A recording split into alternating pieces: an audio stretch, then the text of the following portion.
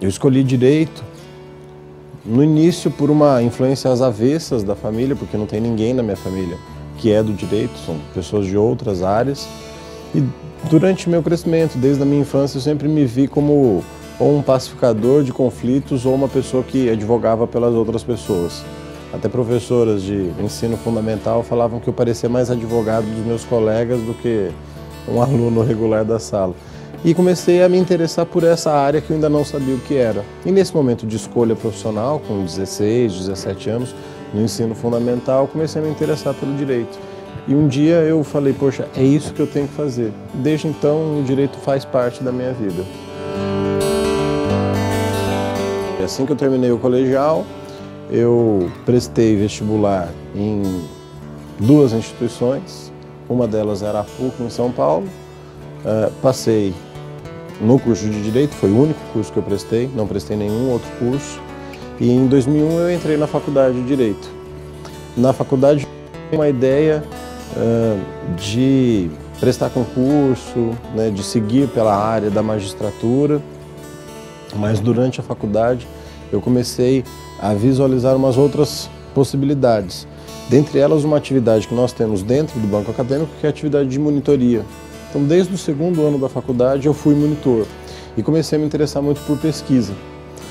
Então, a partir do 3º ano, eu fiz pesquisa, fiz iniciação científica, trabalhei com os professores, fiz monitoria, aí comecei a me interessar pela docência. Então, durante a faculdade, eu fiz estágio nas diversas áreas, pelas questões que a gente tem, né, de obrigação, mas eu me interessei muito pela docência, desde o 2º ano da faculdade.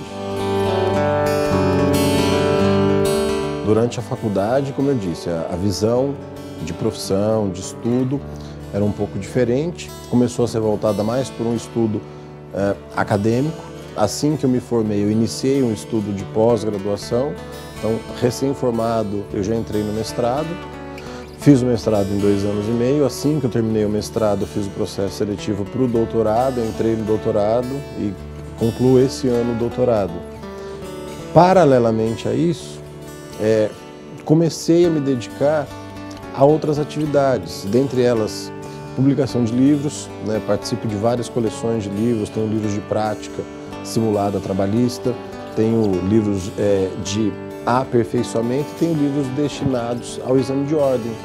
Então, o estudo do exame de ordem começou a surgir a partir de algo acoplado, assim, extensivo à carreira docente, que eu comecei a desenvolver por meio das publicações e depois eu me vi inserido nos cursos preparatórios para concurso. Então, o primeiro momento foi o estudo aprofundado, de pós-graduação, mestrado, doutorado. Depois eu comecei a dar aula em faculdade e comecei a publicar os livros. Aí o último passo foi o estudo do preparatório para concurso, para exame de ordem. A grande modificação que eu percebo da minha época de faculdade para agora é a dificuldade do exame de ordem. Na minha época já tinha exame de ordem, mas ele tinha uma outra vertente, né? Ele era um exame de habilitação. A estrutura de questões, primeira fase, segunda fase já existia, mas nós não tínhamos essa pressão que o aluno sofre hoje, esses altíssimos índices de reprovação.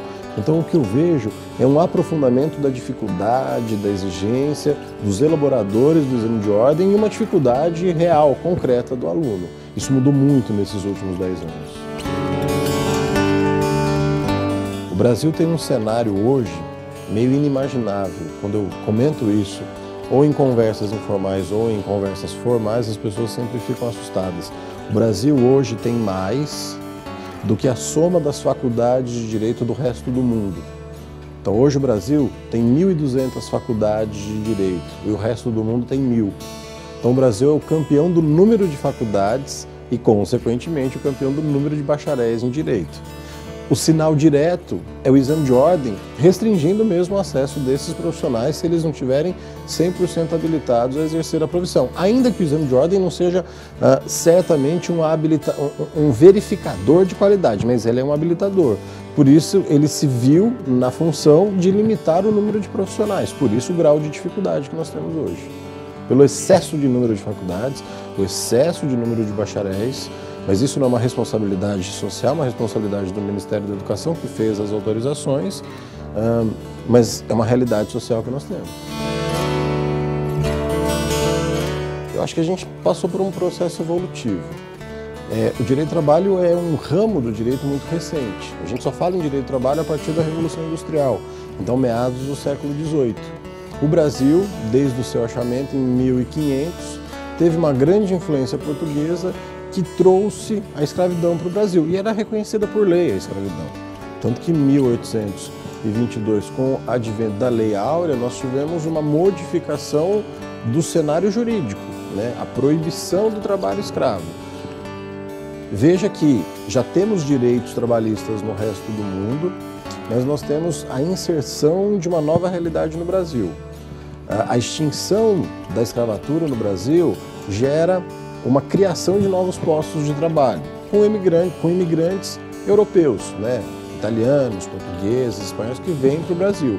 Então a gente teve uma mudança social, política, econômica muito grande com o fim da escravatura no Brasil, que dá um cenário de necessidade de tutela dessas pessoas.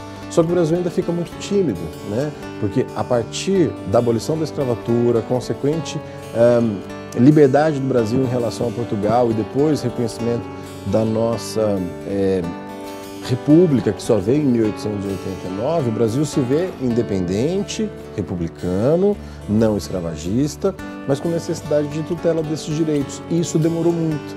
O Brasil teve a primeira consolidação, que vige até hoje, em 1943. Então eu acho que o cenário que nós temos hoje teve origem, sim, nessa ruptura que nós tivemos com a visão escravagista. E a evolução natural mundial de proteção ao trabalhador, que existe desde 1919, com o Tratado de Versalhes, a criação da Organização Internacional do Trabalho, é fruto desse rompimento, né, dessa grande separação. Eu não vejo um vilão, eu vejo um excesso de proteção que gera desproteção. Eu lembro do meu professor de Teoria Geral do Estado e Ciência Política que falava: toda inclusão acaba gerando uma exclusão num espaço delimitado.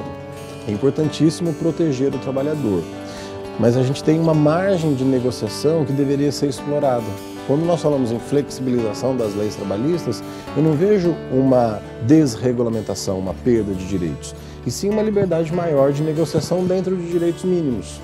Mas com esse cenário legislativo que nós temos, a gente vê o empregado detentor de muito poder, o empregador desesperado em cumprir várias obrigações legais trabalhistas e também obrigações tributárias, fiscais, sociais, e o Estado indiferente a tudo isso, porque ele recebe todas essas contribuições. Então, se a gente for falar em vilão, eu acho que atualmente, se existe um vilão, é o Estado indiferente a essas relações, que ele deveria olhar com olhos mais ativos e pensar numa reformulação trabalhista e social. Existe proposta de uma consolidação das leis sociais, mas que está no papel há 20 anos. Se isso fosse efetivado, os trabalhadores não perderiam direitos, mas haveria algo que no direito do trabalho nós vemos hoje chamado de compensação da posição debitória complexa das partes no contrato de trabalho. Eu não olho só para o trabalhador, eu olho para o empregador também, numa situação de equilíbrio. Protejo o trabalhador e valorizo a condição financeira e econômica desse empregador, por meio de leis mais abrangentes que permitam maiores negociações. Eu acho que no Brasil de hoje, o concurso público é um aspecto interessante para quem quer ter uma segurança, uma estabilidade, uma tranquilidade com muito trabalho.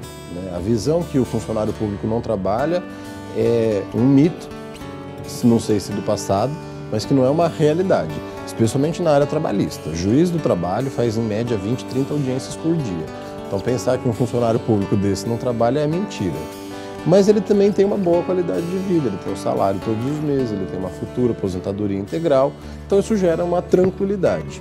Na esfera privada, a gente vê perspectivas boas sem o limite que a área pública tem. Então o advogado ele pode também ter muito sucesso profissional e financeiro se ele trabalhar bem com o que ele gosta. Mas eu acho que o segredo independentemente do dinheiro, é fazer aquilo que a gente ama, que a gente gosta, seja na docência, seja na advocacia, seja na área pública. Hoje o Brasil tem bons cenários em todas essas perspectivas que você me perguntou.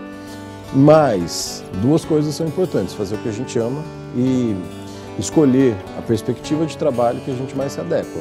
né? Por mais que a advocacia privada seja boa financeiramente, ela também é intensa e gera um desgaste físico, uma incerteza, uma insegurança que o concurso público já não fornece, já protege nesse aspecto.